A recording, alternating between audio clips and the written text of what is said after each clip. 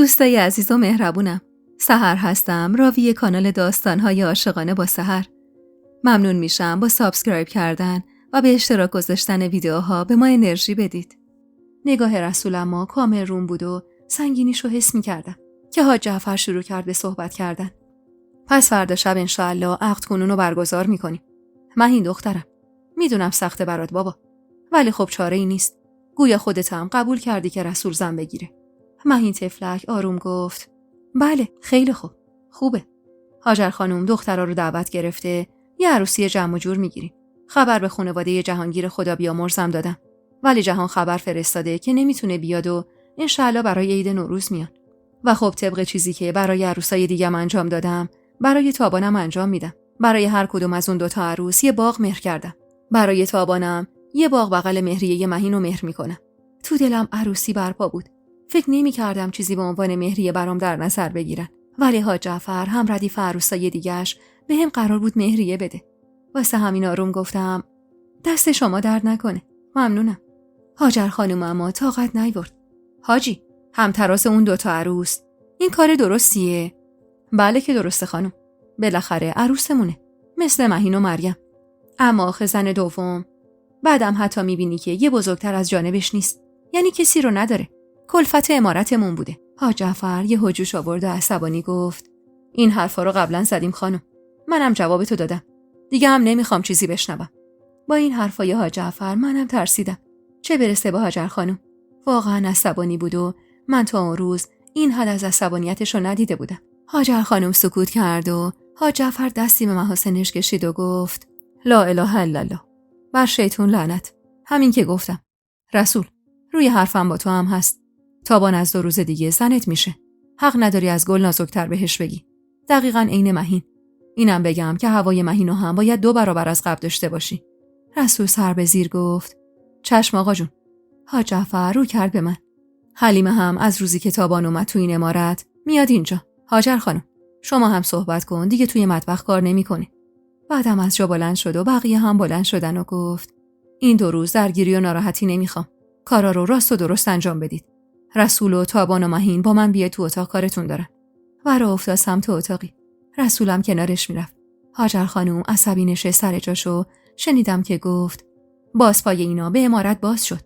اینا منظورش از اینا من بودم، چون بقیه که از قبل توی عمارت بودن.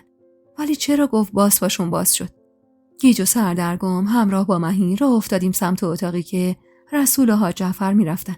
وارد اتاق بزرگی شدیم که شباهتی به اتاقای دیگه نداشت. پر بود از چیزای شبیه به کتاب، ولی تو سایز بزرگ. چند تای پشتی ترکمن بود و میزی که بالای اتاق گذاشته بودن. یه میز خراطی شده یه چوب راش که تا اون روز به عمرم به زیباییش ندیده بودم. حاج جعفر پشت اون میز نشست و تکیه داد به پشت سرش. ما هم نشستیم و شروع کرد به صحبت. اتفاقی که داره میفته از یه طرف خیر و مبارکه، از یه طرف ناراحت کننده. میدونم واسه مهین خیلی سخته، ولی خب خودش رضایتش رو اعلام کرده. با کت خدا هم حرف زدم، اونم راضی به این کاره. ازتون میخوام تو صلح و صفا کنار هم زندگی کنید. مخصوصا شما دوتا، تابان و مهین. فهمیدید؟ آروم هر دومون گفتیم بله. و اما تو رسول، دیگه هر دوتاشون زنت هستن. چیز پنهونی هم که نداریم. اومدی پیشم و قسم خوردی دنبال کارای قبلیت نمیری. منم یه فرصت بهت دادم، ولی اگه حرفی بشنوم یا چیزی ازت ببینم، به خداوندی خدا منفورترین حلالش رو جاری میکنم. طلاق هر دوشون رو میگیرم و چشم میبندم رو رابطه یه پدر فرزندی. میدونی که این کارو میکنم. پس عاقل شو و بشین سر زندگیت. رسول که معلوم بود اصلا دوست نداره آقا شلوی زناش این حرفا رو بزنه گفت چشم آقا جون. قبلا این مسائل گوشزد کرده بودی، گفته بودم چشم. به هر حال نیاز دونستم که دوباره هم بهت گوشزد کنم. حالا هم هر کسی بره سر کارش، که این روزا خیلی کار داریم. از جا بلند شدیم و با هم رفتیم بیرون. هاجر خانم اما مهینو کنار کشید. حتما میخواست ببینه حاج جعفر تو اتاق چیا بهمون گفته. اما من از عمارت بیرون زدم. رسولم دنبالم اومد و گفت صبر کن ببینم تابان. برگشتم و گفتم بله. کجا فرار میکنی؟ فرار نمیکنم. حاج جعفر گفت بدی سراغ کارتون. خب منم دارم میرم سراغ کارم. مچ دستمو گرفت و نگاهی به اطراف کرد و منو کشید پشت عمارت. پشت عمارت شبیه به یک راهرو بود. یه راهرو طویل که کسی اون دور و بر زیاد رفت و آمدی نمی‌کرد. رسول که ایستاد دستمو از دستش کشیدم بیرون و گفتم آخ دردم گرفت. دستمو بالا برد و بوسه‌ای به مچ دستم زد و گفت ببخشید. ناخودآگاه لبخندی نشست روی لبم و گفتم همیشه همینطور با احساسی؟ با آدمایی که دوستشون دارم بله. و منو هلم داد عقب. کمرم خورد به دیوار پشت سرم. دستاشو دو طرف سرم روی دیوار گذاشت و گفت به نظرت یعنی چی؟ بله یا نه؟ امان از دست تو دخترک چموش. آخرش منو دیوونه میکنی با این کارات. اونطور آروم و سر به زیر نشستی جلو ننه آقام انگار که هیچ شیطنتی نداری. اما اینجا خوب بلدی دل منو ببری. خندیدم و سرمو زیر انداختم. دست زیر شونم برد و سرمو بالا گرفت. صورتشو جلو آورد و خواست ببوسه که سرمو برگردوندم و بوسش نشست روی گونم. عصبی و کلافه گفت یکی طلبت. گفتم الان حاج جعفر چی گفت؟ گفت کار بد نمی کنی. زنمی دلم میخواد. هنوز که نیستم. بذار وقتی شدم. خب چی میشه الان؟ نکن دیگه رسول. جانم تو فقط اینجوری منو صدا کن. هر چی تو بگی همونه. پیدا بود حال درستی نداره. باید هر طور شده بود از دستش در میرفتم. واسه همین گفتم ببین منو رسول. ما الان یه مسئله جدی داریم. الان تو این حال وقت مسئله جدیه. آره خب ما پس فردا شب عروسی کنیم چی میشه؟ سرشو آورد جلوتر. جوری که حرم نفساشو روی صورتم احساس میکردم و گفت برات بگم چی میشه؟ کلافه گفتم مسخره نکن. هاجر خانوم منتظر دستماله. خب بهش میدی. چطوری؟ من که عقب گرد کرد و کلافه دستی به موهاش کشید. کشتی ما رو با دختر نبودنت. هراسون دور و برم و نگاه کردم و گفتم رسول چرا داد میزنی؟ انگار تقصیر من بوده. خوب گندکاری خودته. با انگشت شست و اشاره شروع کرد به مرتب کردن سیبیلاشو. اون یکی دستشو هم به کمرش گرفت و بعد از کمی قدم زدن گفت تو کاریت به اون نباشه. من حلش میکنم. گفتم واقعا؟ نیشخندی زد. پس چی؟ فکر کردی میشینم همه بریشم بخندن که رسول دختر دستخورده گیرش اومده؟ یهو عصبی شدم و گفتم هوی من دستخورده نیستم تو نامردی کردی. بعدم ناراحت گذاشتم و رفتم. صداش اومد که صدام میزد و میگفت تابان یه دقیقه وایسا. بی توجه بهش رفتم سمت مطبخ و برای این کار باید از جلوی عمارت رد میشدم. دیدم که مریم پشت پنجره ایستاده و بیرون رو نگاه میکنه و راحت منو دید که از پشت عمارت اومدم بیرون. توجهی بهش نکردم و رفتم توی اتاق و آرزو کردم این 2 روزم زودتر بگذره. روز بعدش به هر سختی بود گذشت و شد صبحی که قرار بود شبش عروسی برپا بشه. از صبح زود همه در تدارک بودن. درسته مهمونی دعوت نشده بود. اما خب بالاخره کارشون زیادتر بود چون تمام دخترای حاج جعفر با شوهراشون و بچه‌هاشون دعوت بودن.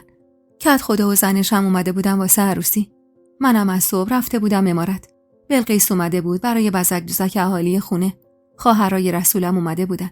همشون سر خونه زندگی خودشون بودن و خیلی کم مگر اینکه مناسبتی بود که می اومدن عمارت.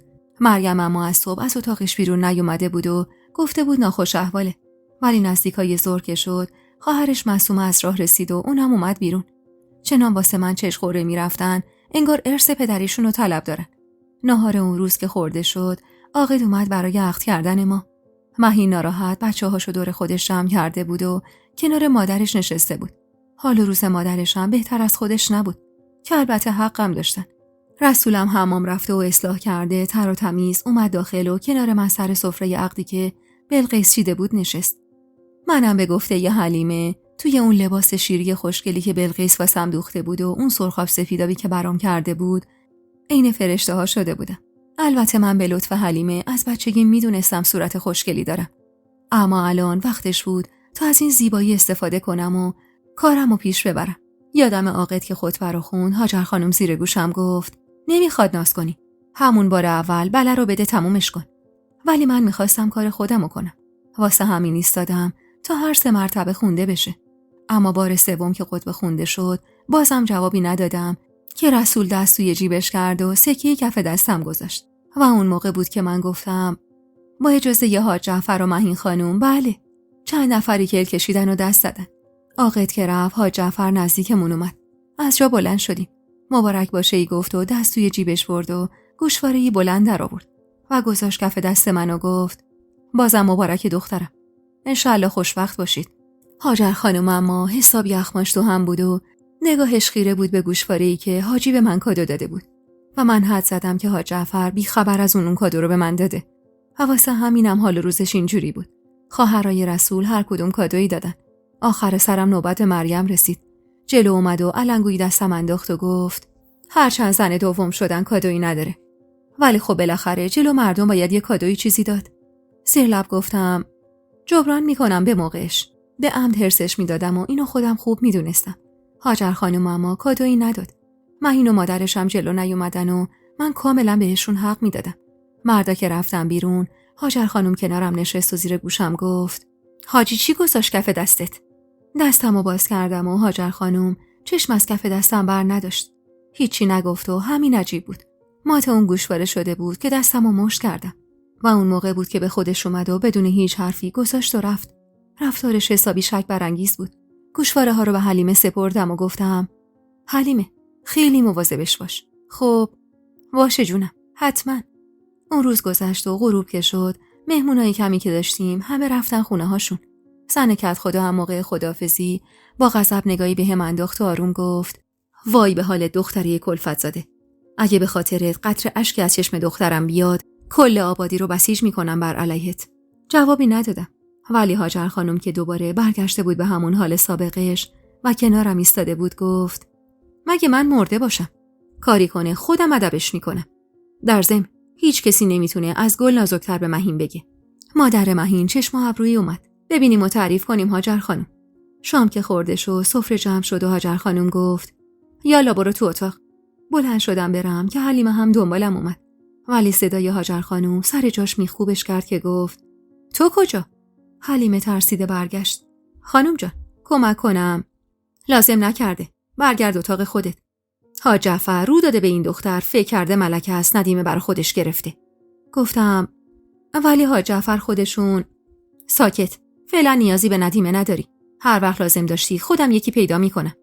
یالا حلیمه برگرد سر کارت. چشم خانم جان. خیلی حرصم گرفته بود. علنا داشت روی حرف حاج جعفر حرف میزد و من باید کاری میکردم. بوق کرده گوشه اتاق روی لحاف سفیدی که پهن شده بود نشستم. چقدر گذشت نمیدونم. اما بالاخره در باز شد و رسول اومد داخل. منو که تو اون حال دید گفت چته؟ برو از مادرت بپرس. اوف ای خدا، باز ننه چی کار کرده؟ حلیمه رو بیرون کرد. گفت نباید بیاد اینجا. مگه قرار نبود اون پیش من بمونه؟ نشست پیشم و منو کشید تو بغلش و گفت قرار بود من پیش تو بمونم. اما رسول من نمیخوام حرفی بشنوم تابان. امشب هیچی نگو. قرم نزن. فردا هرچی خواستی همون میشه.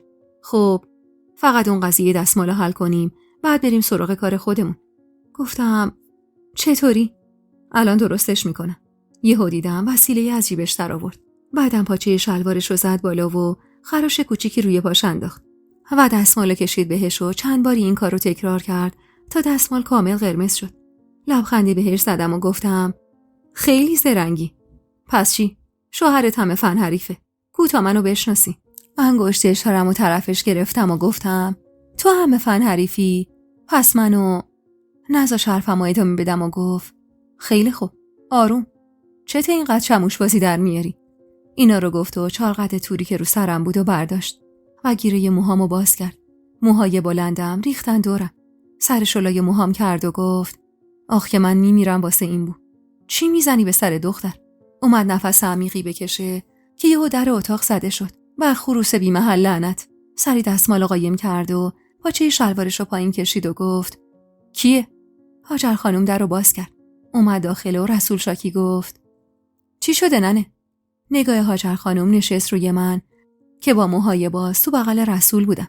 مشخص بود که این صحنه اصلا خوشایندش نیست. واسه همین ناراضی گفت اومدم ببینم چیزی نمیخواید؟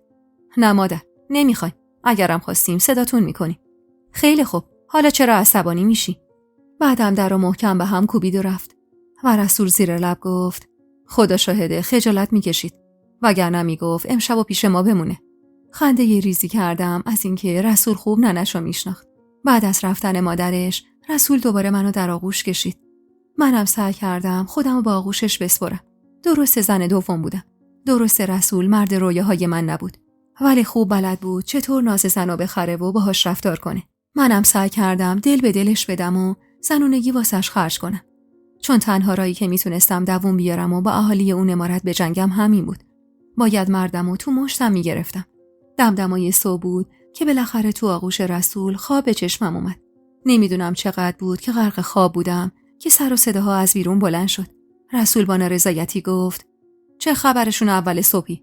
انگار اینجا پادگانه. بعدم برگشت سمت من و همین که منو بیدار دید بوسه‌ای روی گونم کاشت و گفت: صبحت بخیر عروس خوشگلم. صبح تو هم بخیر. از جا بلند شد و لباساشو پوشید و گفت: الان که من پامو از این اتاق بذارم بیرون، ننم میاد سراغت. این دستمالو بهش بده. زیر لب گفتم: باشه. اما قرار بود بلقیس خانوم. من چه میدونم؟ حالا بلقیس خانوم یا ننم، هر کی اومد پیش اینو بده دستش. هیچی هم نگو. رسول که رفت سری بلند شدم و با آفتاب لگنی که توی تاقچه بود دست و رومو شستم و یه لباس مرتب پوشیدم و داشتم لحافو جمع می‌کردم که در اتاقمون بدون زدن باز شد و حاجر خانوم با اخمای در هم وارد اتاق شد. با تعجب نگاهی بهش انداختم که گفت: چیه؟ توقع داری در بزنم؟ دیدم رسول رفت بیرون.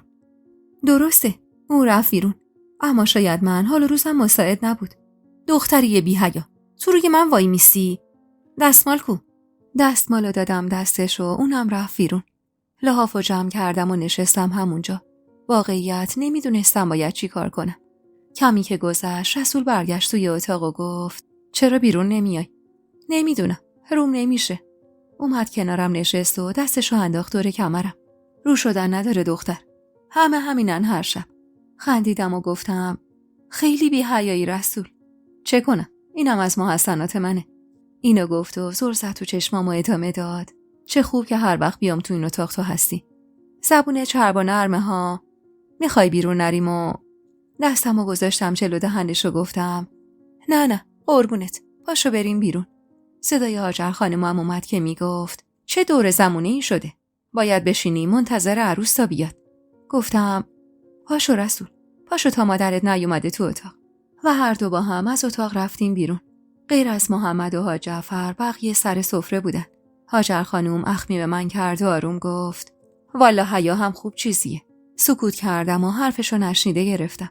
نشستیم و بعد از صبحونه رسول رفت تا به کاراش برسه. منم دیگه تو امارت موندگار بودم. سفره که جمع شد حاجر خانم رو کرد به مهین: بچه‌ها رو اگه خستت میکنن بده دست تابان نگه داره. مثلا میخواست منو خورد کنه. اما من با لبخند گفتم: چقدر خوب. من بچه‌ها رو خیلی دوست دارم. مهین اما با ناراحتی گفت: خودم از پسشون برمیام. بعدم بچه‌هاشو جمع کرد و با هم رفتن تو اتاقشون. مرگمم با آه و ناله از جا بلند شد و رفت تو اتاق خودش. من اما نشسته بودم. حاجر خانم رو کرد بهم و گفت: میخوای همونجا بشینی؟ نه، میرم پیش حلیمه. لازم نکرده. بلا نسبت عروس این امارتی. با کارگردم خور شدن دیگه چیه؟ خانم جان، عروس این امارت شدم. برده و زندونی که نشدم. نمیشه.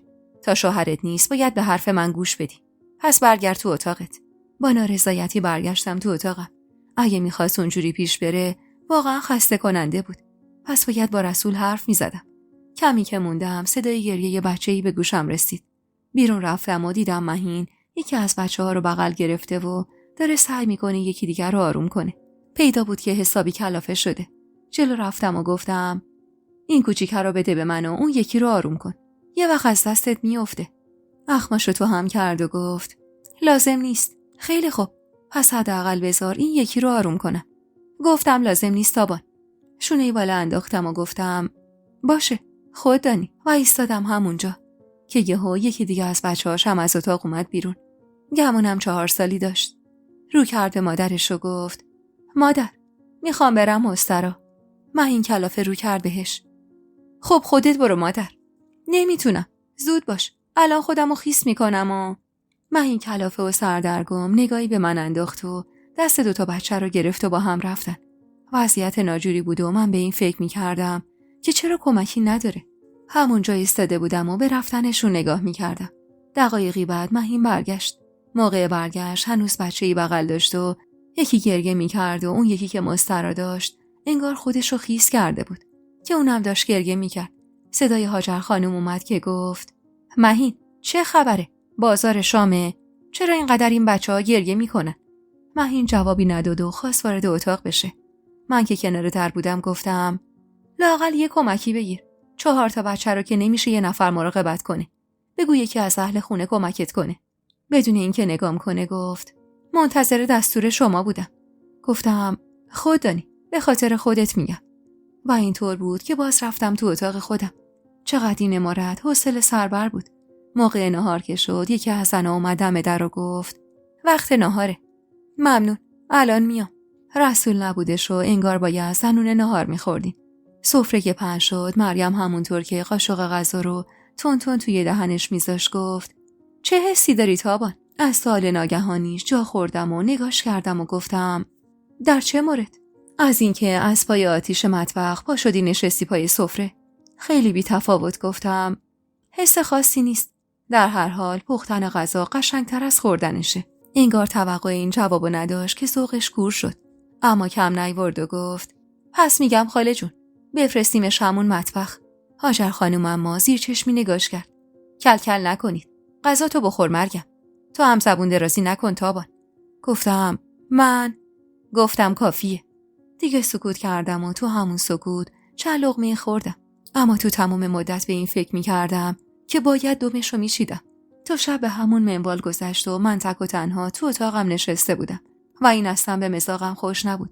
باید دوباره واسه اومدن حلیمه با رسول حرف میزدم.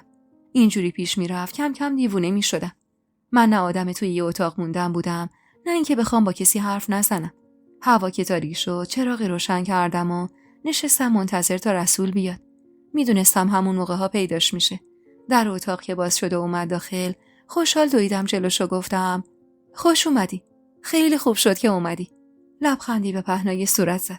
چه استقبال گرمی. به خدا مردم از تنهایی رسول. چرا تنها؟ این همه آدم. حالا بعد بهت میگم. حتما خسته ای؟ نه. با شیطنت نگام کرد و همونطور که لباسشو عوض میکرد گفت خیلی. اونقدر که دلم میخواد بخوابم و تا خود صبح. مشتی حواله بازوش کردم و گفتم مسخره بازی در نیار دیگه. حرفمون تموم نشده با صدای هاجر خانم اومد. نخوام هر بار صداتون بزنم. حرمت نگه دارید. رسول نالید. ایننه نمیخواد از سر کچل ما برداره. نه. با شیطنت گفتم نه. سر سفره همه بودن. حاج جعفر رو به من گفت خب عروس خانم کم و کسری که نیست. به جای من هاجر خانم پرید وسط. چه کم و کسری حاجی؟ هرچی برا بقیه هست تابانم داره. این چه سوالیه؟ حاج جعفر نشیده گرفت و ادامه داد. نشیدم تابان. همه چی رو به راهه؟ بله. دستتون درد نکنه. همه چی خوبه و هاجر خانومم به همه چی خوب رسیدگی میکنن. واسه منم کم نمیذارن. دستشون درد نکنه. لبخند نشست روی صورت هاجر خانم. شاید توقع این جوابو نداشت. ولی من نذاشتم زیاد خوشحال بمونه و ادامه دادم. فقط اگه بشه حلیمه بیاد پیشم بهتره. حاج رسول با تعجب نگام کرد. حلیمه؟ مگه قرار نبود بیاد اینجا؟ چرا؟ ولی هاجر خانم گفتن نیازی نیست و برش گردوندن به مطبخ. البته حتما صلاحینه ولی اگه بشه بیادش خیلی خوب میشه. حاجی نگاهی به قیافه برافروخته هاجر خانم کرد. میشه. حلیمه میاد پیشت. امشب که گذشت. اما فردا اول وقت خودم میفرستم پیش که بیاد. هاجر خانم که لبخند رو لبش ماسیده بود اخماشو کشید تو هم. نگاهی به رسول انداختم. راستش میترسیدم توبیخم کنه از اینکه جلوی همه گفته بودم هاجر خانم نخواسته حلیمه بمونه. ولی نگاهم که به نگاهش افتاد ابروی بالا انداخت و رد لبخند و روی لبش دیدم. پس تایید کرده بود کارمو. شام اون شبو که خوردیم حاج جعفر رو به من گفت یه قلیون برام آماده کن عروس. لبخندی زدم و زیر لب گفتم چشم و خواستم برم سمت اتاق که رسول گفت صبر کن تابان منم میام. و اینطور شد که با هم آتیشی روشن کردیم. رسول اونجا زیر گوشم گفت چه آتیشی به پا کردی داخل؟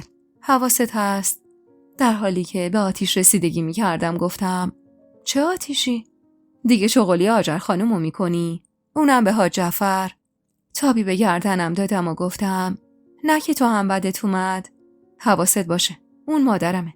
دوست دارم از حق دفاع کنی ولی بی حرمتی نه. حاج جعفر که از راه رسید من نتونستم جوابشو بدم. رو به رسول گفت رسول، پاشو برو پیش زن و بچه‌هات. قرار نشد که از اونا دل بکنی. رسول شاکی شد. همش فقط یه روز گذشته آقا جون. یه روز یا یه سال حواست به اونا هم باشه. الانم برو. یالا. رسول ناراضی رفت و حاج جعفر سری تکون داد و گفت آماده نشد قلیون ما عروس؟ الان تموم میشه. قلیون رو جلوش گذاشتم و مشغول زیر و رو کردن زغاله شدم که بی مقدمه گفت با هاجر یکی به دو نکن. چیزی خواسته ای داشتی به خودم بگو. تو جمع نیاز نیست بگی. گفتم من یکی به دو نکردم. ولی خب هاجر خانم گفتن نمیتونم از ساختمون اصلی عمارت بیرون برم. تنها هم بودم، حوصله‌ام سر رفت. اگه حلیمه بود فردا اون کارو تموم میکنم. بیرون نرفتنتم از ساختمون به خاطر تازه عروس بودنته. اون شب حاج جعفر مدام تکرار میکرد خواستهاتو به خودم بگو و با هاجر رو درو نشو. انگار زنشو خودش خوب میشناخت و میدونست زیاد از من خوشش نمیاد و برخلاف حرفام حرف میزنه. چه بهتر بود که من با حاج جعفر هم کلام بشم تا با هاجر خانم. همین که مردی مثل حاج جعفر توی اون عمارت، خصوصا تو اون دوره زمونه پشتم بود، عالی بود. دوره‌ای که مردا کاری به این کارا نداشتن، حمایت حاج جعفر از من خیلی خوب بود. اون شب رسول نیومد اتاق خودمون. انگار اتاق مهین مونده بود و این برای عروسی که تازه یه شب از ازدواجش گذشته بود، از نظرم زود بود. میدونستم هاجر خانم برنامه میریزه برای دور کردن رسول از من. ولی مگه مهم بود؟ من به خواستم رسیده بودم و این از همه چی واسم مهمتر بود. روز بعد سر صبحونه بود که رسول رو دیدم. به همه سلام دادم و کنار بچه‌های مهین نشستم. مهین اخ می‌کرد و من بی توجه بهش رو به دختر دومش که حدوداً 4 سالی داشت و مدام غر می‌زد که اینو می‌خوام و اونو نمی‌خوام کردم و گفتم می‌خوای من بهت صبحونه بدم عزیزم؟ اما مهین سری گفت خودم میدم. مریم اما دوباره با تمسخر نگام کرد. میگم مهین والا چرا نمیذاری کمک کنه؟ من که بچم دنیا بیاد میدم نگهش داره. مگه بده؟ لبخندی نشوندم رو صورتم و آروم گفتم اونو زن دوم محمد خان انجام میده برات، نه من. آخ که قیافه مریم تو اون لحظه چقدر دیدنی بود. حسابی وا رفته بود که هاجر خانم گفت زبون تو گاز بگیر دختر. سرمو زیر انداختم و دیگه چیزی نگفتم. اما دیدم که مهین نیمچه لبخندی زد. رسول لقمه بزرگی تو دهنش گذاشت و گفت خیلی خوب، تا همدیگر رو تیکه پاره نکردید من برم. رسول که رفت هاجر خانم گفت ببین دختر، زبون زیادی درازه، کوتاش کن وگرنه خودم کوتاش میکنم. اومدم جواب بدم که یهو دیدم حلیمه از در اومد داخل.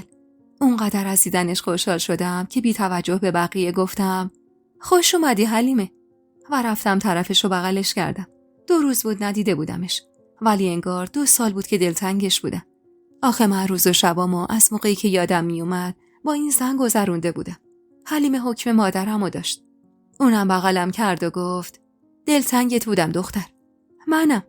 هاجر خانم اما این صحنه رو که دید باز بهم توپید و گفت دختر قربتی، یاد بگیر که عروس خانی و این عمارت. پس جوری رفتار کن که در شأن عروس عمارت باشه. زیر لب چشم میگفتم. بعدم دست حلیمه رو گرفتم و بردم سمت اتاقم. صدای هاجر خانم اما میومد که میگفت آخرش من دق میکنم سر این. در و پشت سرم بستم که حلیمه گفت چرا هنوز 2 روز نشده اینقدر ازت شاکی تابان؟ هیچی حلیمه، رو حرفش حرف اومده. میدونی که اون بود که گفت تو نمونی اینجا، ولی حاج رسول گفت حلیمه میاد اینجا. از دیشبم واسه همین اسفند رو آتیشه. باید هوای مادر شوهرتو داشته باشی دختر. اونه که مدام باها توی خونه است. حاج جعفر که صبح میره و غروب برمیگرده. حلیمه جون، مهم اینه که حرف آخر رو تو این عمارت حاج جعفر میزنه. اینو هیچ وقت یادت نره. چی بگم والا؟ اینم حرفیه. اصل حرف همینه. حلیمه گوشه چارقدشو باز کرد و چیزی در آورد و گرفت طرف من و گفت راستی این امانتی دستم مونده بود. چه گوشواره های قشنگی هم هست. کادوی حاج جعفر بود. نگاهی بهشون انداختم و گفتم آره خیلی قشنگه. میخوای بندازیش به گوشت؟ سوق زده گفتم آره حتما. حلیمه گوشواره ها رو تو گوشم کرد. عجب کادویی پدر شوهرت بهت داد. معلومه اون حسابی دوست داره. آره حلیمه، نظر خودم هم همینه. تازه دیشب هم گفت هر چی خواستی به خودم بگو، کاریم به کار هاجر نداشته باش. حلیمه با این حرفم کمی تو فکر رفت و گفت چقدر عجیب. آخه مردا معمولاً تو این کارا دخالتی نمی‌کنن. حالا اینو ولش کن. به من بگو کار من چیه اینجا خانم جون؟ خندیدم و گفتم خانم جون آره دیگه، عروس حاج جعفری. در حالی که به زور جلوی خندمو میگرفتم گفتم کار شما اینه که با من حرف بزنی حوصله‌ام سر نره. میگم تابان. رحیم از این که اومدم اینجا خیلی ناراحته. میدونی که دوتاییمون یهو از مطبخ اومدیم بیرون، حسابی دست تنها مونده. خیر سرم، من دست راستش بودم. نه ترسلیمه، یکی دیگه میفرستن. یکم هم تو استراحت کن. به نظرت بس نیست این همه سال کار کردی؟ اصلا میخوای با هم بگیریم بخوابیم؟ این وقت روز دختر. استغفرالله. بودن حلیمه تو اون عمارت خیلی واسم خوب بود. اینطور یه همزبون داشتم که از صبح تا غروب که رسول نبود میتونستم باهاش هم کلام بشم و حرف همو بفهمیم. نیم ساعتی از اومدن حلیمه گذشته بود و هر دو داشتیم میخندیدیم که دوباره در اتاق بدون ضربه‌ای باز شد و هاجر خانم اومد داخل. حلیمه طفلک ترسیده از جا بلند شد و سلام داد. من اما سوالی نگاهی به هاجر خانم کردم و گفتم چیزی شده؟ دست به کمر زد. 1000 تا کار داریم، نشستی اینجا به بگو و بخند. از جام بلند شدم. نگفته بودید کار دارید؟ من از کجا بدونم؟ بفرمایید تا انجام بدیم. حلیمه سری گفت به من بگید خانم جان، خودم انجام میدم. نگاه هاجر خانم روی من بود و میخ گوشواره ها. جوری به اونا نگاه میکرد انگار حاج رسول اونا رو به زور از گوشش در آورده و داده به من. دستی به گوشواره ها کشیدم و گفتم قشنگه. نه، جوابمو نداد چون مریم صدا زد خاله جون، آبجی معصومه اومده. هاجر خانم گفت یالا، برای بچه محمد سیسمونی اومده، بیاین کمک. با هم رفتیم بیرون و حلیمه هم پای زنای ساختمون مشغول کار شد. آبجی معصومه برای بچه ننویی آورده بود و چند دست لباس. حتی لاف و دوشکی هم آماده نکرده بود. هاجر خانم چنان گفته بود سیسمونی که من توقع داشتم مثل جهاز طبق وسیله بیاد داخل. ولی هاجر خانم واسه همون 4 تا تیکه چنان ذوق می‌کرد و نشونه همه میداد انگار اولین نوش میخواد به دنیا بیاد. همه رو تک تک نگاه کرد و گفت ایشالله یه پسر کاکلسری بغل بگیره. مریم که مثلا خجالت کشیده بود خندید و گفت ایشالله خاله جون. اون روز تا موقع نهار هاجر خانم درگیر همون چند تا تیکه لباس بود. سفره نهار اما که پهن شد باز مردا نبودن. نزدیک اسفند ماه بودیم و کارای باغ و زمینا زیاد. برای همینم کمتر تو خونه پیداشون میشد. معصومه اون روز موند و راه به راه تیکه انداخت. بعد از نهارم رو به من گفت خبری نیست عروس. بعدم خودش خندید. نه که ماشاءالله رسول زرنگه، واسه همین پرسیدم. بعدم دوتایی با مریم زدن زیر خنده. لبخندی زدم و گفتم شایدم خبری باشه. اگه بود خبرتون میکنم. لبخند رو لبای معصومه خوش شد و گفت دختری بی حیا. من بی حیام یا شما؟ من 2 روز از عروسیم گذشته، شما از این حرفا بزنی بی حیا نیستی. اما من جواب بدم بی حیام. هاجر خانم که تازه وارد شده بود گفت چه خبره؟ این همه سر و صدا برای چیه؟ مریم با عصبانیت گفت آبجی معصومم یه شوخی کرد، این دختره تازه از راه رسیده بی حرمتی میکنه. گفتم چطور حرف ایشون شوخیه، حرف من جدی؟ هاجر خانم بدون اینکه بدونه چی شده گفت ساکت باش تابان، یکم ادبم خوبه. البته ادبو باید یاد بگیریم از کسی بالا سرت نبوده که یادت بده. دلخور گفتم من چیزی نگفتم هاجر خانم. زبون درازی نکن، یالا برو تو اتاقت. بار اول و آخرت هم باشه. اشکام داشت میریخت و پشت پلکام میسوخت. ولی نباید گریه میکردم. نباید جلوشون ضعف نشون میدادم. واسه همین خواستم چیزی بگم که باز گفت هنوز وایساده و بلبل زبونی میکنه. گفتم برو جلو روم نباش. دیگه موندن جایز نبود. رفتم تو اتاق و در رو محکم به هم کوبیدم که صدای هاجر خانم اومد که گفت هوی چه خبره؟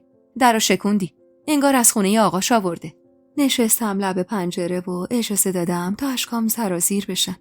انگار از امن میخواستن حرص منو در بیارن. ولی خب خوب بود جوابشونو داده بودم که اگه نداده بودم از غصه غمباد میگرفتم. هنوز لحظاتی نبود وارد اتاق شده بودم که در باز شد و حلیمه اومد داخل. منو که تو اون حال دید گفت چی شد یهو سر و صداتون رفت بالا؟ هیچی، ول کن. یه چیزی گفتن جوابم شنیده. حلیمه اومد کنارم نشست و دستشو گذاشت رو دستم. ببین تابان جان، اگه میخوای با هاجر خانم زندگی کنی، با این کینه‌ای که این ازت داره، زندگی خیلی برات سخت میشه.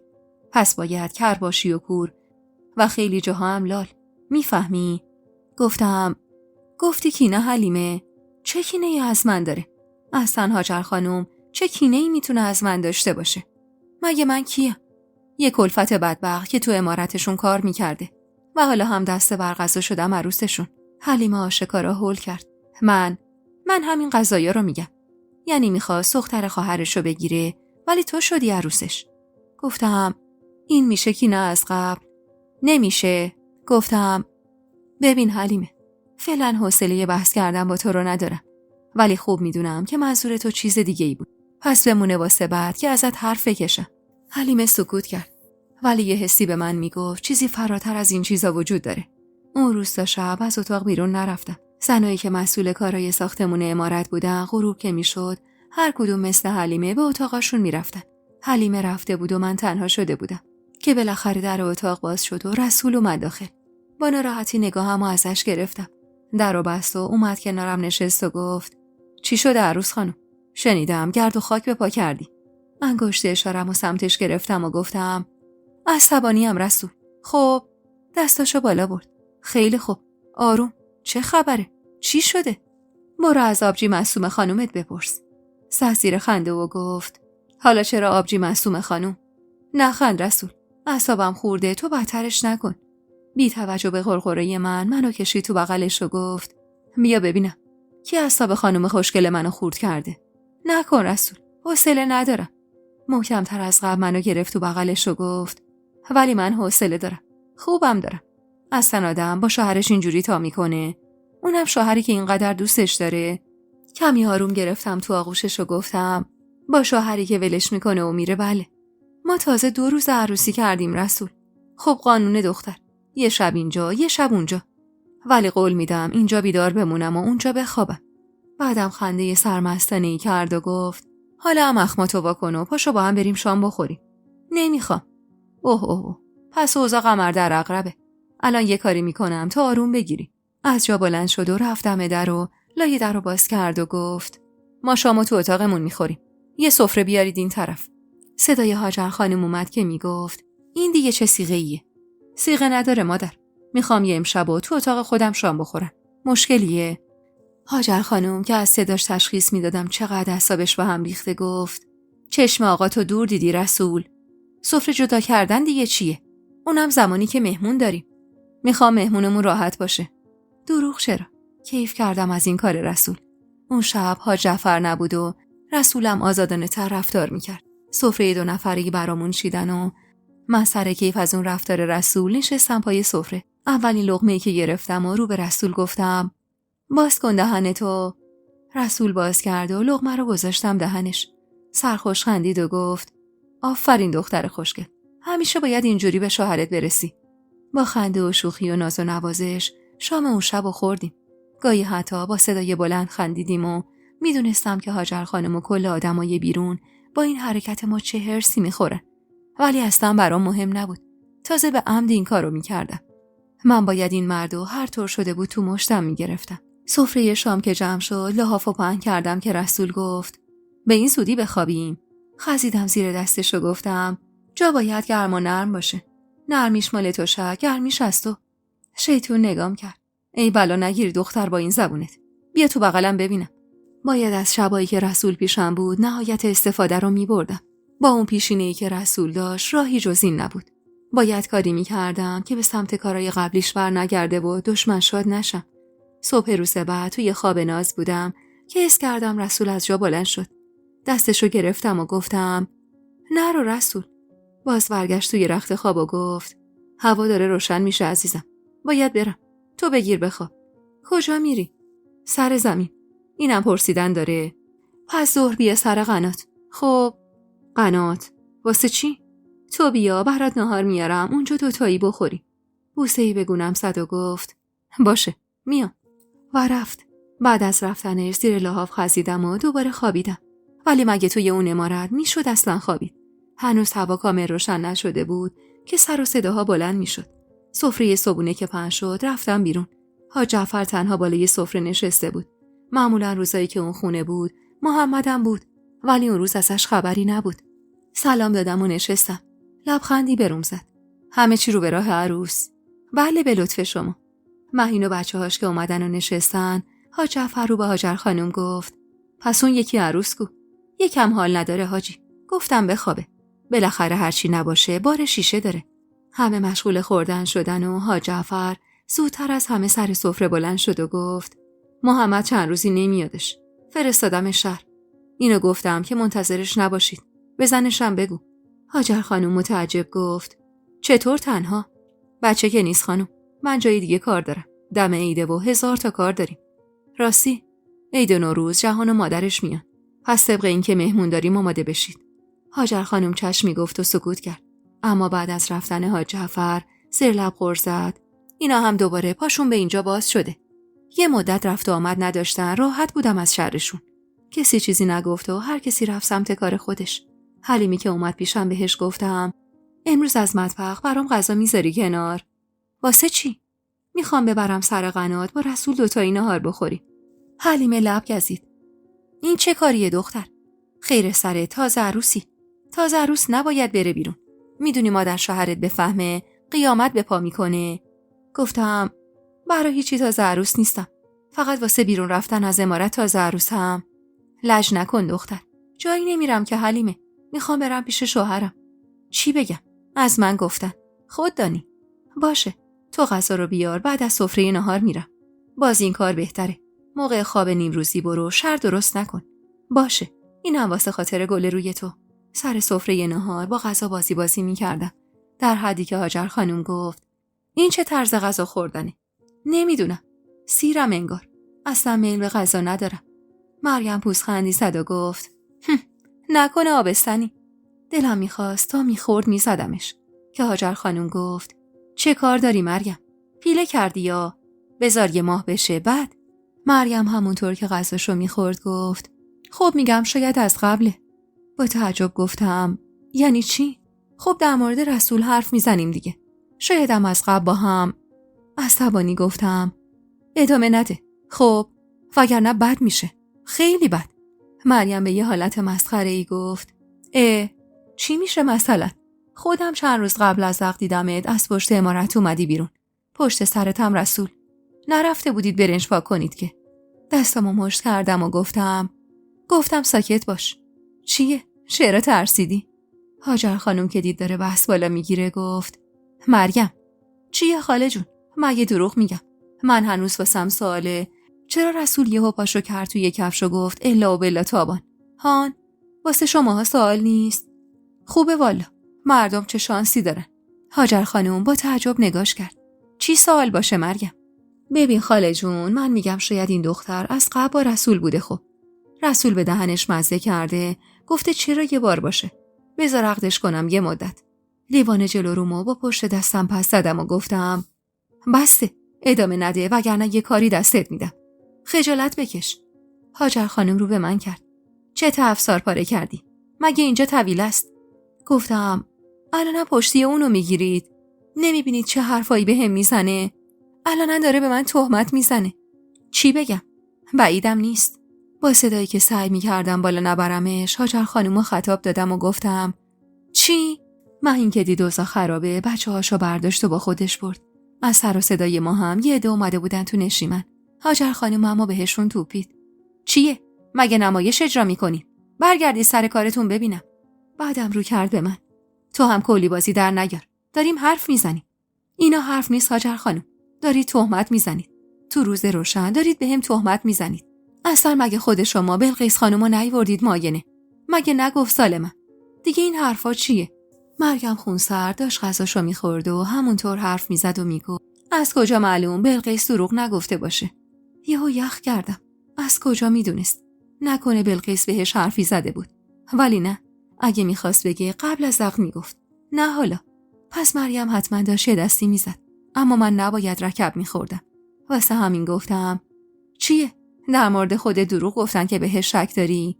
عصبانی قاشقو پرت کرد. چی گفتی دختری کلفت زده؟ به چه حقی به من تهمت میزنی؟ جونتو که گرفتم. میفهمی این حرفات چه عواقبی داشته؟ خوب بود. کیف کردم از اینکه اینطور هرسیش کرده بودم. هاجر خانم که دید اوضاع خیلی بده گفت آروم بگیرید ببینم. بی توجه بهش رو به مریم ادامه دادم. حیف که آبستنی. وگرنه میدونستم چطور از خجالت در بیام. حرفم تموم نشده حمله کرد سمتم و گفت اگه زنده موندی بعدن. هاجر خانم اما جلوشو گرفت و من لبخند پیروزمندانه‌ای زدم و گفتم پس بشین تا اون روز بیاد. دیگه هم وانستادم تا حرف بزنه. هاجر خانم مشغول اون بود و من از اونجا زدم بیرون. اعصابمو خورد کرده بود، ولی از خودم خیلی راضی بودم. خوب جوابشو داده بودم. از عمارت زدم بیرون و رفتم دم در اتاق قبلیم با حلیمه. چشمامو بستم و نفس عمیقی کشیدم و گفتم لعنت بهت رسول. لعنت که این بلا رو سر من آوردی و من مجبور شدم تن به این زندگی بدم. داشتم زیر لب با خودم حرف می‌زدم که حلیمه رو از دور دیدم که میومد سمتم. خودم رو جمع و جور کردم تا بویی نبره. با ظرف غذا به هم رسید و گفت چی شده بود تو عمارت؟ هیچی. مریم حرف مفت زد، منم جوابشو دادم. دهن به دهن اینا نذار دختر. ببین چند باره دارم بهت میگم. بی خیال حلیمه. من دارم میرم. سراغمو گرفتم، بگو نمیدونم. بگو عصبانی بود، چیزی به من نگفت. حلیمه که هنوز نگران بود گفت باشه. فقط دیر نکن و مادر شوهرتو سر لج ننداز. باشه ای گفتم و رفتم سمت قنات. از دور دیدم رسول نشسته لب قناتو با چوبی داره روی زمین خط و نشون میکشه. شوهرم بود. ولی اگه بگم ذره‌ای بهش حس داشتم دروغ بود. تا قبل از وقت که ازش بدم میومد. ولی الان حسم خنثی بود. در کل مرد آرومی بود. سعی کردم آروم باشم و بهش نزدیک شدم و گفتم سلام رسول.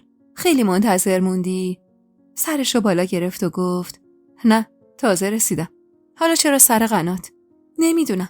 همینطوری دلم کشید. بیار که گشنمه و 1000 تا کار دارم دختر. غذا رو خوردیم و گفت اون روز سر قنات یادته؟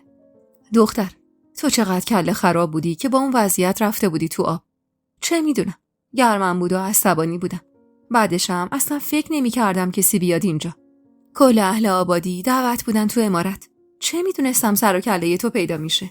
گفت از چی عصبانی بودی؟ از اینکه من باید کار میکردم تا عروسی یکی دیگه برگزار بشه. از اینکه چرا من توی مطبخ کار میکردم و بقیه پا رو پا انداخته بودن و خوشی میکردن. پس حسودی میکردی. به همچین چیزی اشاره‌ای به خودش زد و گفت بیا ببین خدا چه مردی سر راهت گذاشت. باید ازم تشکر کنی. با لبخندی تصنعی گفتم اوه چقدر خودشیفته. چه تابان؟ من هیچی. چرا؟ یه چیزی هست. چشما دو میزنه. انگار الانه که بباره. چیزی شده؟ اولین قطره اشک افتاد. رسول نگران چرخید سمتم. دیدی گفتم بگو چی شده؟ جریان مرگم رو گفتم و دست آخرم گفتم مادرتم پشتش در اومد. نمیدونم رسول. شایدم چون داشت راستشو میگفت من بیشتر دلم میسوخت. روبروم نشست و با شستش اشکامو پاک کرد. نریزین اشکا رو. نگاه چطورم اشک میریزه.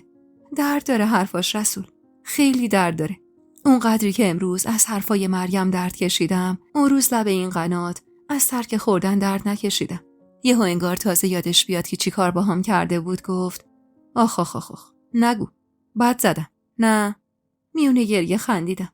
ناجور. حتی عفونت کرد و پسرموت به دادم رسید. با این حرفم یهو اخماش رفت و هم. پسرموم. انگار ناخودآگاه چیزی گفته بودم که نباید میگفتم. رسول با همون حال نگاه میکرد و منتظر جواب بود که گفتم آره، ولی نه اون چیزی که تو فکر میکنی.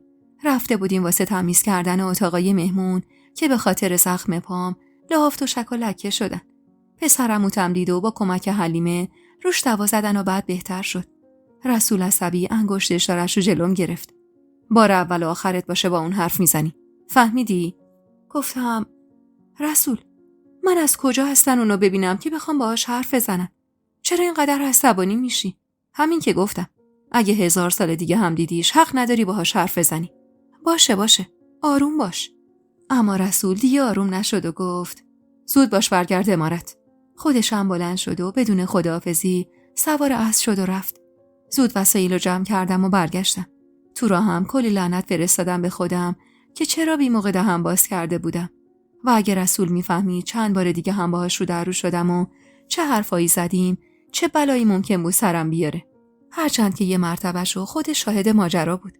ظرفا رو تحویل حلیمه دادم و برگشتم عمارت. کسی نبود و همین باعث خوشحالیم بود. رفتم تو اتاق و خزیدم زیر لحاف. کی خوابم برد نمیدونم. اما چشمامو که باز کردم همه جا تاریک بود. وحشت زده از جا پریدم و دستی به سر و روم کشیدم. سر و صدایی از بیرون میومد. رفتم بیرون. داشتن سفره شامو پهن می‌کردن. هاجر خانم منو که دید گفت چه عجب از خواب ناز بیدار شدی؟ جوابی ندادم و کنار مهین نشستم. بچه‌شو که مشغول شیر خوردن بود کناری گذاشت و خواست بلند بشه که گفتم رسول اومده؟ پس اومده بود و سراغ من نیومده بود. سفره رو که پهن کردن همه نشستن دور سفره. رسولم بود. نگاش کردم اما سرش زیر بود. این رفتار رو ازش توقع نداشتم. واسه آدمی که خودش هر کاری میکرد اون جریانا نباید چیزی باشه. ولی انگار همون که بدتر از همه بود غیرتش هم بدتر بود. حاج جعفر گفت چی شده تابان؟ چرا چشمات قرمزه؟ هاجر خانم اما بلافاصله گفت از بس خوابیده حاجی. بعد از نهار تا همین الان خواب بوده. مریم دیدم که پوزخندی زد. نتونستم تحمل کنم و گفتم شایدم از زور گریه باشه. اخمای هاجر خانم رفت توی هم و حاج جعفر پرسید گریه واسه چی؟ هاجر خانم باز خواست جواب بده که من سریعتر گفتم حرفای هاجر خانم و مریم اونقدری درد داشت که از سر ظهر گریه کردم تا الان. حاج جعفر سالی نگاهی با هاجر خانم انداخت. تو همون مدت کوتاه اینو خوب متوجه شده بودم که حاج جعفر 6 تنگ طرف من بود. وقتی همه سکوت کردن حاج جعفر گفت حرف میزنید یا نه؟ هاجر خانم بلجبار لب باز کرد. چیزی نشده حاجی. 2 عروس بحثشون شده و به دست و پای هم پیچیدن. والا من میگفتم این 2 هوو میشن باید دعوای بینشون رو طی کنیم. اما الان میبینم این 2 که بدترن. چی بوده که مریم این خیالش نبوده و تابان به این حال و روز افتاده؟ مریم شاکی گفت من هاش بابا منم عصبانی میشم ولی به خاطر بچه مجبورم آروم بمونم وگرنه منم بلدم کلی بازی در بیارم. رسول که تا اون موقع ساکت بود رو کرد به مریم. به حرمت همون بچه تو شکم تو داداشم چیزی بهت نمیگم دختر خاله. وگرنه بهت نشون میدادم حرفی که زدی عواقبش چیه. حاج جعفر که هنوز نمیدونست ماجرا از چه قراره گفت پس قضیه خیلی جدیه که به رسولم کشیده. هاجر خانم اما گفت 2 دقیقه نخود تو دهنت خیس نخور دختر. فوری گذاشتی کف دست شوهرت. رسول در مقام پشتیبانی بر اومد. پس بره به کی بگه ننه؟ هان؟ خوبه. خیال نکن زنت بی زبونه. اونقدر زبونش کوتاه نیست. هرچی شنید 4 تا گذاشت روش و جواب داد. خوب کرد. رسول داری با من حرف میزنی. من مادرتم. میفهمی؟ حاج جعفر که کلافه شده بود گفت مثل آدم بگی چی شده؟ رسول چیزایی که گفته بودم بهش و تا جایی که میشد مختصر و مفید گفت. آخر سرم گفت تابان زنم آقا جون. اینو قبول کنید که اگه بار دیگه حرف و حدیثی پیش بیاد اینقدر آروم نمیمونم. محمد عصبی از سر سفره بلند شد و رو به مریم کرد. یالا بلند شو. با تو هم. هاجر خانم اما خواست میونه رو بگیره که گفت محمد مادر آروم باش. زن تابستنه. محمد عصبی برگشت طرف مادرش. به اسم آبستن بودن که نمیشه هر حرفی رو زد و هر کاری رو کرد مادر. ده یالا را بیفت. حاج جعفر آروم گفت رسول محمدو ببر بیرون. انگار اونم میدونست که رسول آرومتر از محمده و عصبانیت پسرش میتونه چه عواقبی داشته باشه. تا اون شب من عصبانیت محمدو به این شدت ندیده بودم. همه میگفتن عصبانی که بشه کسی جلودارش نیست. صورتش حسابی کبود شده بود و از عصبانیت دستاش میلرزید. رسول محمدو کشید تو حیاط و حاج جعفر از جا بلند شد و گفت اینم شام امشب. حاج جعفر که رفت مریم زد زیر گریه. هاجر خانم بلند شد و اومد سمتم. ترسیده جمع شدم که نیشگونی از بازوم گرفت و گفت ای ور بپری دختر. نگاه چه آتیشی روشن کردی؟ 2 روز نیومده اومدی تو عمارت. ببین چه کارا که نمی کنی. آخی گفتم. هاجر خانم اما نذاش حرفی بزنم و ادامه داد. یه جایی جواب این کاراتو میدی. یادت باشه. بعدم روی کرد به مریم. یالا پاشو تا محمد نیومده. وقتی هم اومد حرف نمیزنی. فهمیدی مریم؟ هیچ وقت دیگه هم پاپه این دختر نشو. نمیبینی عقل درست و حسابی نداره؟ مریم در حالی که گریه میکرد پناه برد به اتاقش. شایدم من زیاده روی کرده بودم. ولی خب حق نداشت هر کاری دلش میخواست به اسم اینکه آبستن انجام میداد. اون شب رسول و محمد اومدن به عمارت یا نه رو نمیدونم. چون رسول پیش من نیومد. اما صبح سر سفره صبحونه همه اخماشون تو هم بود. از محمدم خبری نبود. سلامی دادم و نشستم پیش دخترای رسول. کسی حرفی نمیزد. مریمم با اخمای در هم گوشه سفره نشسته بود. حاج جعفر اما سکوتو شکست و گفت مریم شوهرت کجاست؟ مریم نگاهی با هاجر خانم انداخت. نمیدونم حاج بابا. یعنی دیشب بر نگشته؟ نه. حاج جعفر رو به رسول گفت کجا رفت؟ والا منم از سر خودش باز کرد آقا جون. دیشبم کجا رفته نمیدونم. هر جا رفته باشه دیگه سر و کلش پیدا میشه. یالا شما هم صبونتون رو بخوری. تا عید نوروز چیزی نمونده و باید کارا رو انجام بدید. در ضمن خانم ممکنه جهان چند وقتی پیش ما بمونه. هاجر خانم که معلوم بود حسابی کفریه با نارضایتی گفت عالم خانومم میاد. عالم خانم نه. عالم خانم ظاهرا دیگه نمیاد. فقط جهان میاد. اونم میاد برای کارهای کارخونه و موندگار میشه. میخواد خودش بالا سر کار باشه. خب چرا با صاحب زمین یه جا نمیمونه؟ حاج جعفر لقمه نونی که دستش بود و وسط سفره پرت کرد. چون اینجا خونه عموش خانم و از اون مهمتر خونه پدریشه. توقع نداری که بره خونه نصیر خان. مگه من چی گفتم حاجی؟ چرا اینقدر عصبانی میشی؟ والا هاجر خانم دهنتو از رو هم برداری من تا تهش رفتم. همین که گفتم جهان میاد و شاید تا مدتی موندگار بشه اخمات رفت تو هم. اینا رو گفت و بلند شد و با عصبانیت رفت. هاجر خانم چشم حاجی رو که دور دید گفت عیدو بمونه پیش ننش. میخواد بیاد اینجا چی کار؟ یادم از اون روز تا 10 روز بعد که عید نوروز بود همه مشغول بودن. محمد برگشته بود امارت ولی همچنان با مریم سرسنگین بود. هاجر خانومم با من سرسنگین بود. طوری که حتی دیگه جواب سلامم رو هم نمیداد. رسولم طبق قول و قرارش یه شب پیش من میموند و یه شب پیش مهین. 1-2 شب تو قیافه بود و این اصلا خوب نبود. شب سومی اما که قرار بود با هم باشیم زودتر رفتم تو اتاق. وقتی اومد اخماش تو هم بود. آروم گفتم رسول خان اصلا اخ بهت نمیادا. جوابمو که نداد دوباره گفتم رسول آخه چرا اینجوری میکنی؟ مگه من چی کار کردم؟ دیگه چی کار میکردی؟ آتیش بپا کردی تو امارت. خوبه حالا خودت هم طرفداریمو کردی. چیه؟ نباید میکردم. باید میذاشتم مریم پیش ببره. سوق زده نگاهی بهش کردم و گفتم آفرین. ببین تو هم از مریم خوشت نمیاد. هرچی. ولی دلیل نمیشه که ناراحتی برای اهل خونه درست کنم. ببخشید. دیگه تکرار نمیشه. قول. ببینیم و تعریف کنیم. و اینجوری شد که آشتی کردیم. یادم 2 روز مونده به عید نوروز بود که یه روز صبح خبر رسید که مادر مریم یعنی خاله رسول فوت شده. و اینطور بود که شب عیدی اهل امارت عزادار شدن و همه خوشی‌ها از بین رفت. هاجر خانم سیاه پوشیده بود و با مریم رفته بودن خونه مادرش. منم که حسابی دلم گرفته بود رو به حلیمه گفتم چی فکر می‌کردم و چی شد؟ فکر می‌کردم امسال مثل آدم سالو تحویل می‌کنم. حلیمه دلخور نگاهی به هم انداخت و گفت یعنی چی؟ یعنی این همه سال من هیچ بودم دختر؟ انگار ناخواسته ناراحتش کرده بودم. واسه همین گفتم منظورم این نبود. بالاخره امسال خانواده‌ای داشتم. تو که همیشه جات پیش من خواسته. حلیمه اشوه‌ای اومد و گفت ای تابان زبون باز. مراسم خاکسپاری تموم شد و قاعدتاً حرفی هم از عید نبود. هم خواهر هاجر خانم فوت شده بود هم مادر مریم که عروس امارت بود.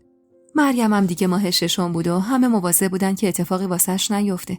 محمدم بالاخره مادر زنش بود و مجبور بود بالا سر مراسم بمونه و این وسط کار رسول خیلی زیاد شده بود. مهین همراه با پدر و مادرش که برای مراسم ختم اومده بودن رفته بود ده خودشون و ما تک و تنها مونده بودیم تو امارت. 2 روز بعد از عید نوروز بود و ما تازه از خونه مادر مریم با حلیمه برگشته بودیم امارت. کسی هم تو امارت نبود که یکی از مردایی که تو امارت بود خبر فرستاد که مهمون از شهر اومده. حدس می‌زدم جهان باشه و گفتم تعارف کن بیا داخل. و اینطور بود که با حلیمه رفتیم استقبال. جهان بود. با چمدونی که نشون میداد اومده تا موندگار بشه کنار اتومبیلی ایستاده بود و داشت با مردی حرف میزد. حرفش که تموم شد اومد سمت ساختمون. سلام علیکی کرد و با اشاره به لباسای سیاه ما گفت اتفاقی افتاده.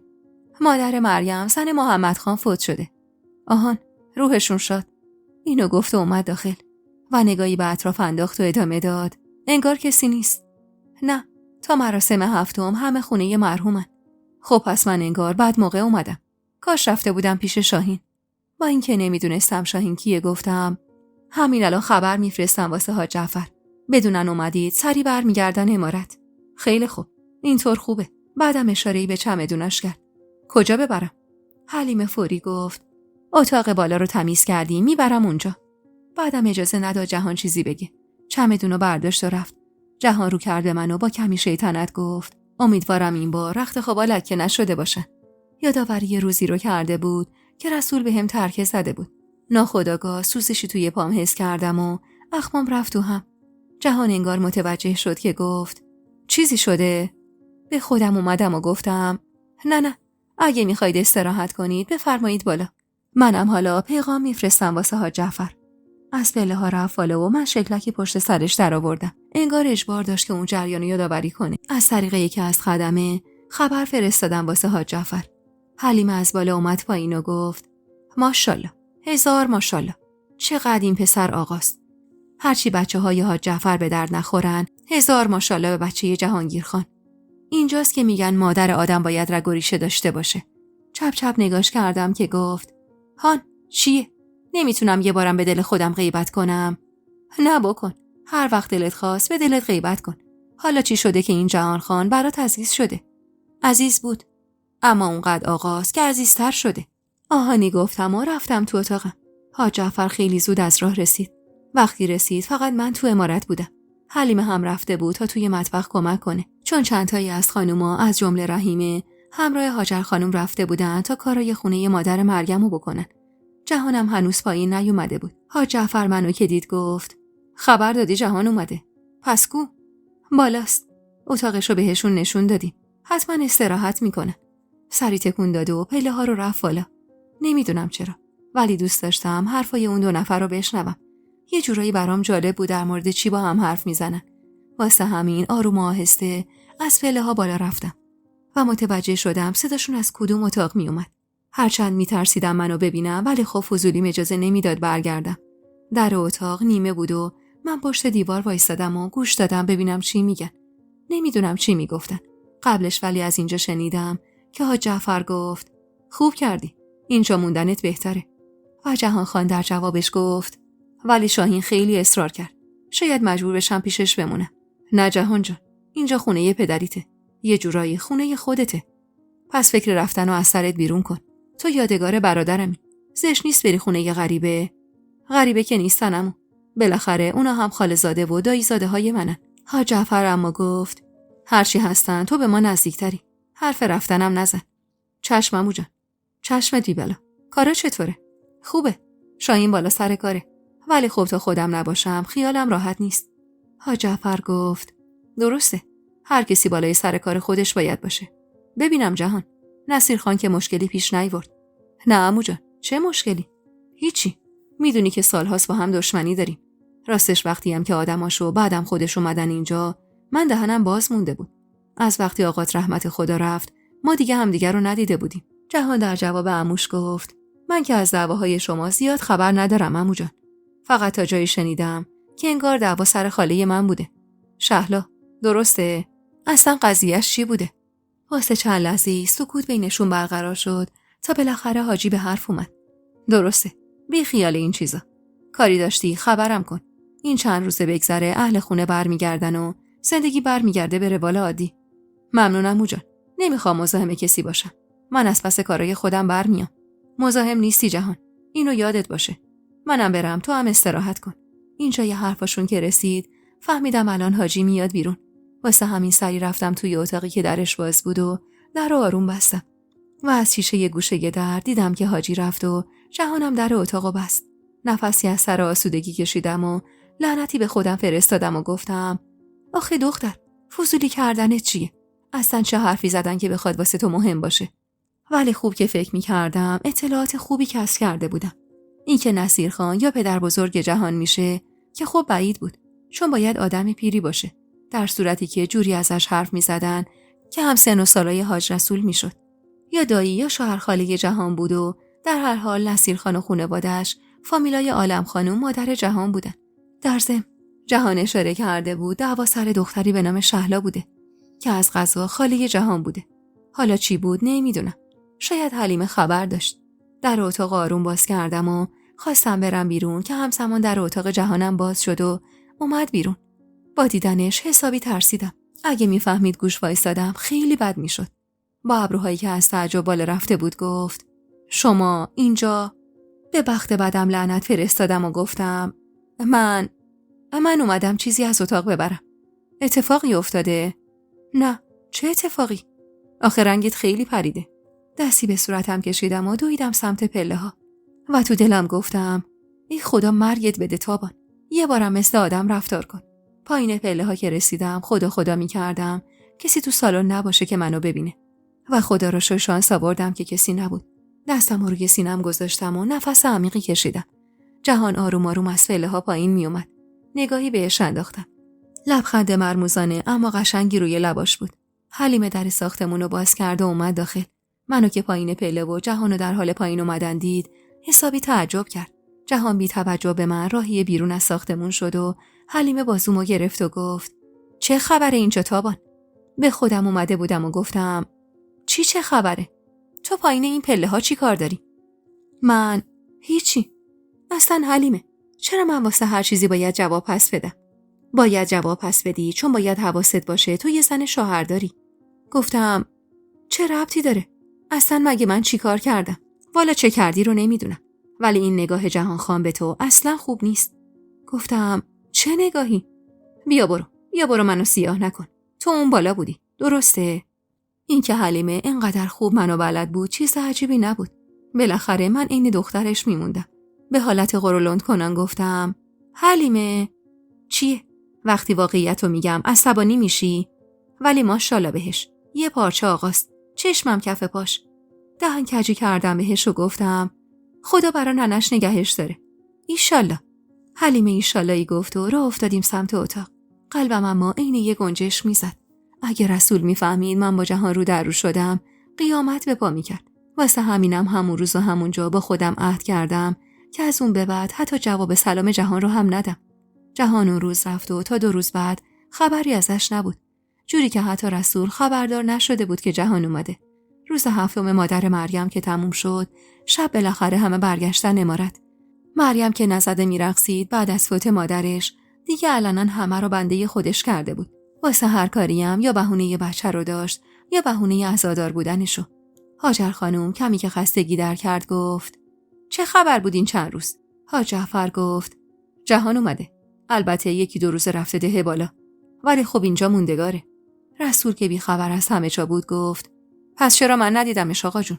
نمیدونم بابا جان، حتما وقتی تو اومدی اون رفته. کی اومده اصلا؟ دقیق یادم نیست. تابان چند شنبه بود. بعد از این سوال حاج جعفر دلم میخواست بمیرم. آخه این هم سوال بود که از من پرسیده بود.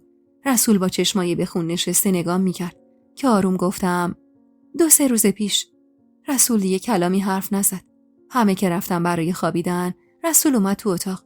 میدونستم دعوایی را میندازه. درو بست و گفت چرا نگفته بودی این مردک اومده؟ چون که مهم نبود. چطور مهم نبوده؟ انگار فقط تو خبردار بودی. نه اینطور نیست. حاج جعفرم میدونست. منو ببین تابان، یه بار دیگه هم بهت گفتم با این جهان حرف بزنی خونت حلاله. ازش ترسیدم. دروغ چرا؟ واقعا اون شب با این حرفش ترسیدم، ولی خودمو نباختم و گفتم یه جوری میگی انگار چیزی بین من و اونه، یا چیزی دیدی ازم. با این حرفم یهو خیز برداشت سمتم و دستشو گذاشت روی گردنم و در حالی که عصبانیت تو چشماش موج میزد گفت خفه شو تابان، حتی حرف زدنش هم زشته، خفه شو. نفسم داشت میرفت.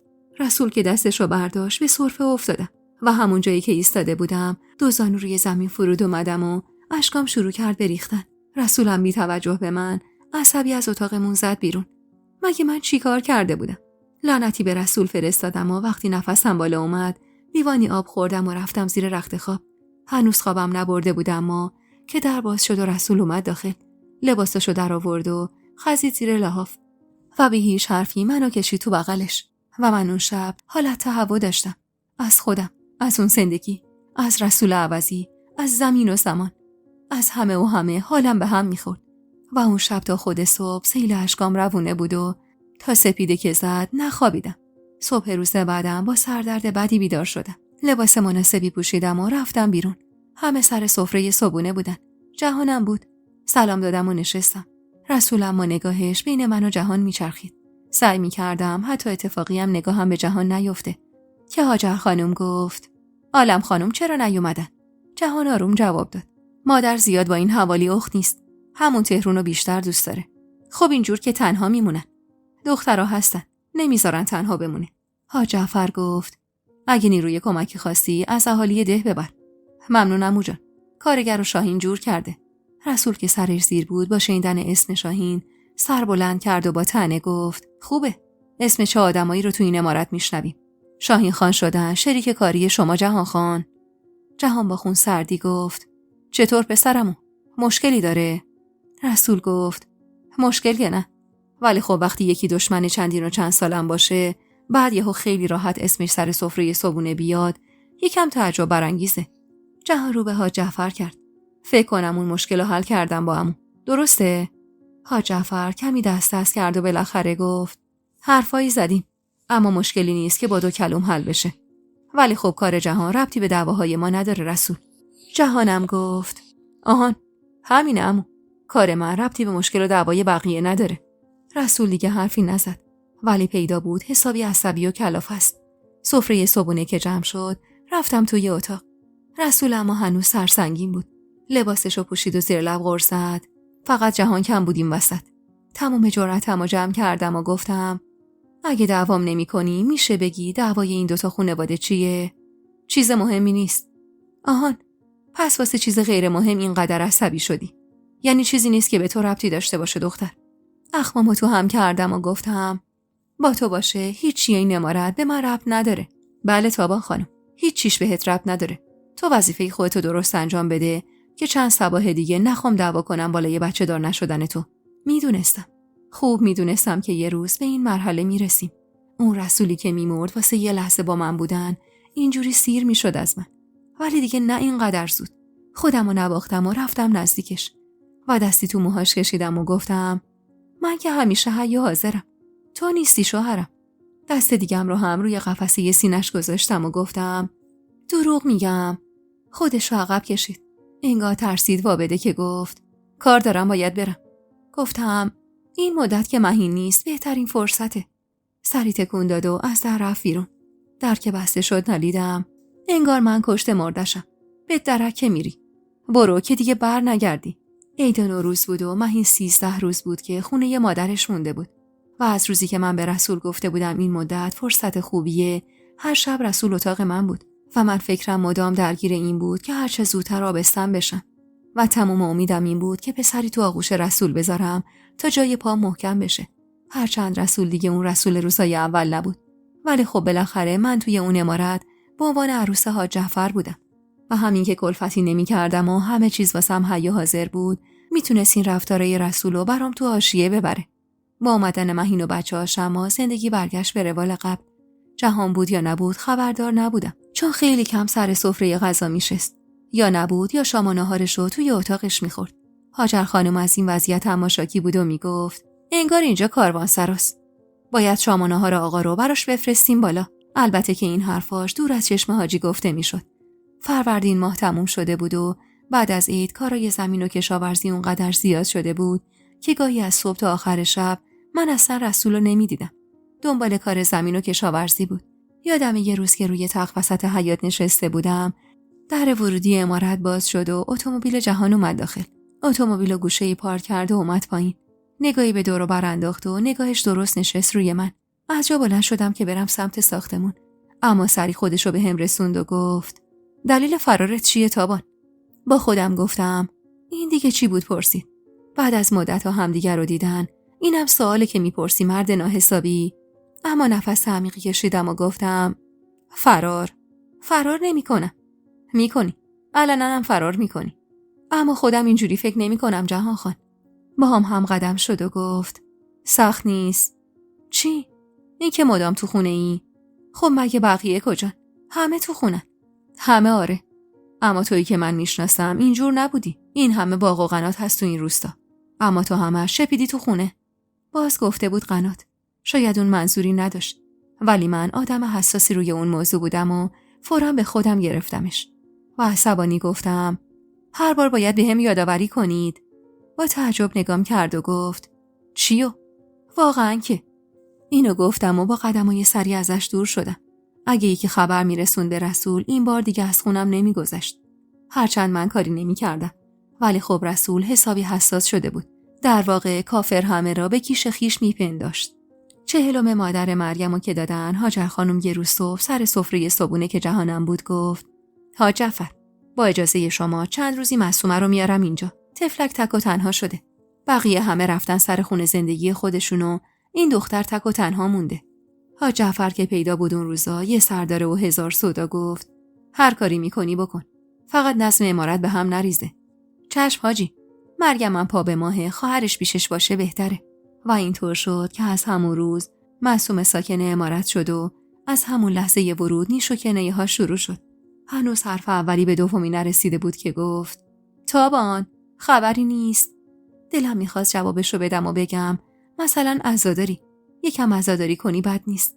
ولی زبون به دهن گرفتم و گفتم انشاءالله به زودی خبری هم میشه. گفته بودم که خبری بشه خبرتون میدم. دروغ چرا؟ این حرفا رو به معصومه زده بودم. اما خودمم نگران بودم. مگه نه اینکه مهین و مریم همون ماهای اول باردار شده بودن. ولی من ماه سومی بود که زن رسول شده بودم و هیچ خبری نبود.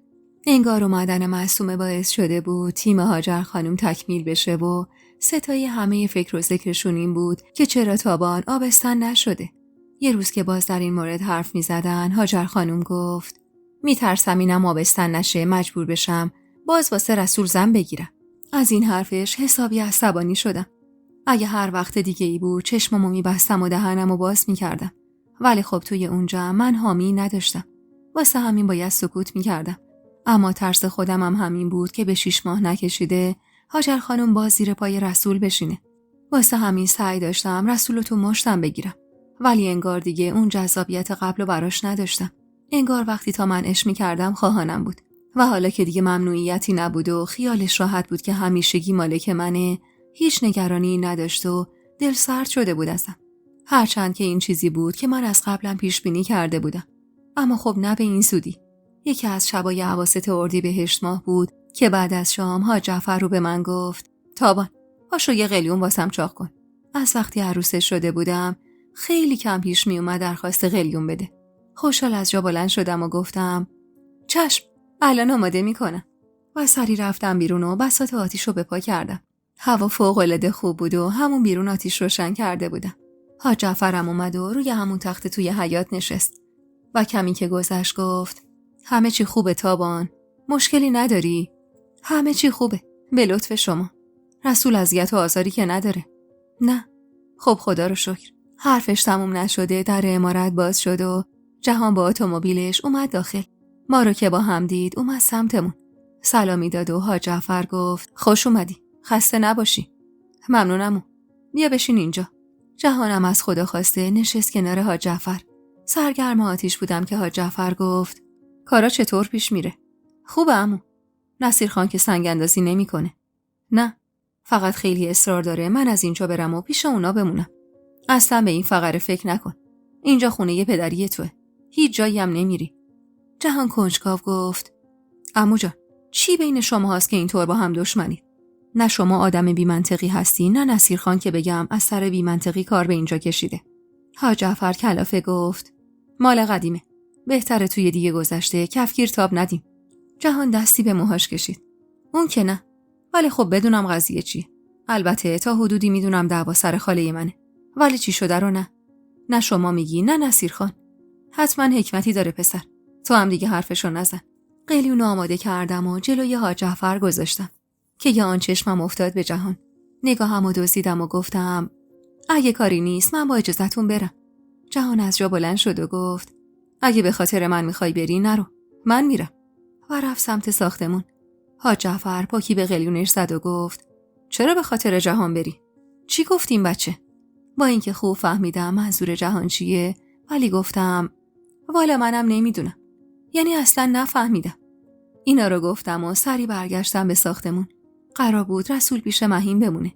ولی وارد اتاق که شدم توی اتاق بود و گفتم اینجایی؟ مگه قرار نبود بری پیش مهین؟ دلم نخواست. مشکلیه؟ گفتم نه. ولی چرا اینطوری صحبت میکنی؟ چی میگفتیم بشر؟ دست باچه گفتم کی؟ جهان.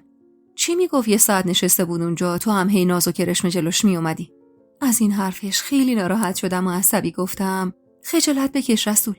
من با پدرت رفتم. حاجی هم اونجا نشسته بود. چه ناز و کرشمی؟ اونم وسط حیاط عمارت جلو روی پدرت و 1000 تا خدم و حشمی که از اونجا رد میشن. رسول اما کوتاه بیا نبود. من تو رو میشناسم. مگه همینطوری با ناز و ادا منو خر نکردی؟ هان؟ دستامو مشت کردم و گفتم حرف دهن تو بفهم رسول. بعدم تو منو میپایی؟ نباید بپام. هر جا جهان هست تو هم هستی. معلوم نیست چه خیالاتی داری دوتایی. رسول، برا بار آخر میگم حرف دهن تو بفهم. صدامون بالا رفته بود و میدونستم دشمن شاد میشیم. ولی خب نمیتونستم خودمو کنترل کنم. تهمتی نمونده بود که رسول بهم نزده باشه. و این اصلا حق من نبود. حق منی که به خاطر کثافتکاریای رسول مجبور شده بودم به این زندگی تن بدم. همونطور که داشتیم جر و بحث می‌کردیم، در ناگهانی باز شد و دوستای عزیز و مهربونم، یک دنیا ممنونم که تا پایان این قسمت همراه هم بودید و خوشحال میشم اگه نظراتتون رو در مورد این قسمت توی کامنت ها با ما به اشتراک بذارید.